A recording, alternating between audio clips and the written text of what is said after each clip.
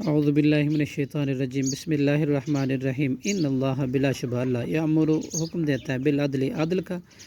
والاحسانی اور احسان کا وایتاء اور امداد دینے کا ذی القربیٰ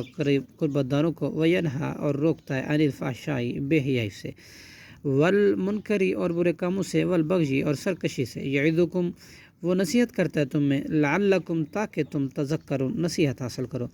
وَأَوْفُوا اور تم پورا کرو بعہد اللہ اللہ کا عہد وعدہ اذ عاہدتم جب تم آپس میں عہد و پیمان کرو ولا تنقضوا اور نہ تم توڑو ایمانہ اپنی قسمیں بعد توکیدہا بعد ان کے پختہ کر لینے سے وقد حالانکہ تحقیق جعلتم اللہ تم نے بنا لیا اللہ کو علیکم اپنے عہد پر کفیلا ضامن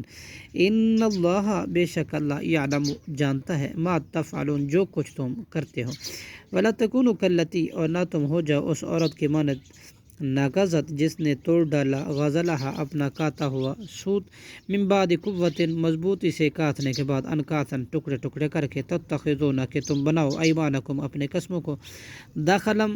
دھوکہ دینے کا ذریعہ بینکم آپس میں ان تکونا اس لیے کہ ہوں امتن ایک جماعت ہی وہ اربع پڑی ہوئی مال وافر میں من امتن دوسری جماعت سے انما یبلوکم اللہ یقینا آزماتا ہے تمہیں اللہ بھی اس عہد پیمان کے ساتھ والا یبینن اور البتہ ضرور بیان کرے گا لکم تمہارے لیے یوم القیامت قیامت کے دن ما کنتم وہ چیز جو تھے تم فی اس میں تختلفون اختلاف کرتے ولو اور اگر شاء اللہ چاہتا اللہ لا جعلکم تو بنا دیتا تمہیں امتم واحدہ ایک ہی امت ولیکن یضل لیکن وہ گمراہ کرتا ہے میں جس سے یشاء چاہتا ہے یہدی وہ ہدایت دیتا ہے میں یشاء جس کو چاہتا ہے ولا تسألن البتہ تم ضرور سوار کیے جاؤ گے اما ان کی بابت جو کنتم